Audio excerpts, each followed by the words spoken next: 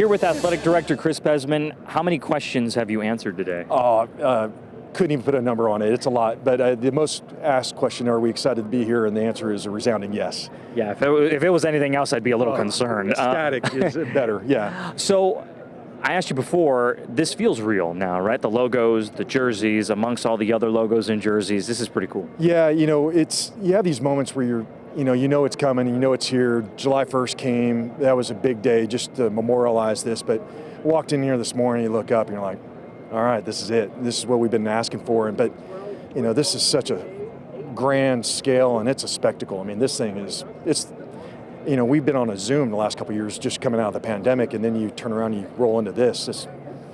Our fans and our team and our community should be really excited because there's some great things coming.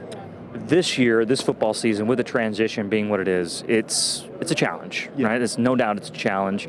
How do you see the program heading into this position where it is right now? Yeah, it's an adjustment. This is, I use the example of Utah. Utah is a great football program, but it was year 5 before they were competing for a conference championship in the Pac-12.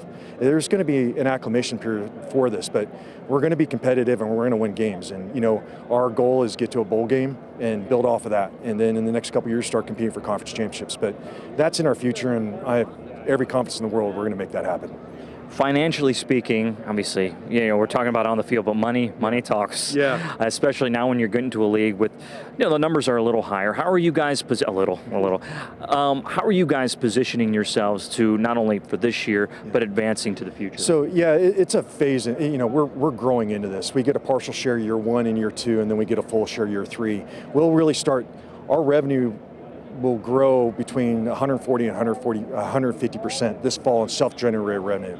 The things that everybody focuses on are conference distribution, which is huge. But for us, our real opportunity is in ticket sales, donations, merchandise. That's where we've really got to make up a lot of ground, and we're doing that. We've sold 7,000 new season tickets going into this fall. We're over 25,000 season tickets for the season, and we still have 2 months to go. So, we're on a growth scale where it'll get to about year 3 when we'll start getting equal to everybody else, and then we just have to figure out ways to grow in our own way that makes us unique for the needs that we have. When you hear Commissioner Yormark say Houston is critical to us, you've dedicated most of your life to the school, to the city. When you hear stuff like that from a guy that is appreciating your university, what goes through your mind? It's prideful.